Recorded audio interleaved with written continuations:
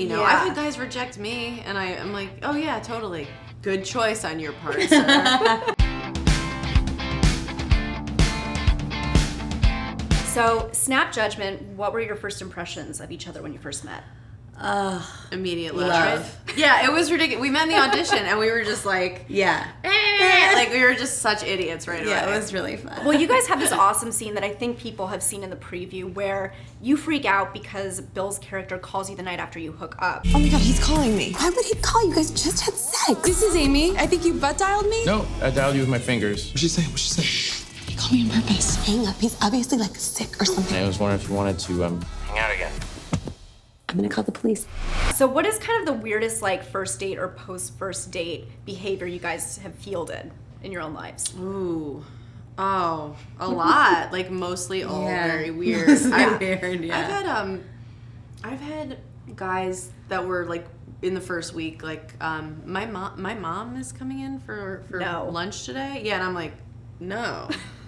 I don't ever want to meet your mom. You know, it's just guys who it's like read the room, you know. Yeah. I've had guys reject me, and I'm like, oh yeah, totally. Good choice on your part, sir. But if you kind of like let a guy know I'm not like that one date is gonna be our one date. Yeah. They're just like, well, what? Like it really bruises their ego. Yeah. And you have to deal with it. Yeah. What about you? I feel like I've had guys like who won't get in touch after a first date and then like 2 weeks later will text like, "What's up?" And I'm like, I don't know what. And I'll be like, I don't know. What is? You're like, a lot's happened. Yeah, actually, that's what I a wanted lot's to ask happened. you. I could have changed jobs, moved. Right. Right. Gotten married. Yes. Right. Actually, I'm engaged. Bye. I also love this movie because it does kind of put a spin on the traditional rom-com. So were there rom-com moments that from an early age for you guys kind of shaped your expectations? Oh, so many. Well, first of all, like I think my very earliest rom-com was Les Mis. And so like I love Broadway musicals. Yes. So I was more sort of, and also the Muppets. So the dynamic of Miss Piggy and Kermit was very understood to me. And I was like, I really feared unrequited love, even as like a 6-year-old. So those were my actual earliest kind of, not that Les Mis is a com. Right.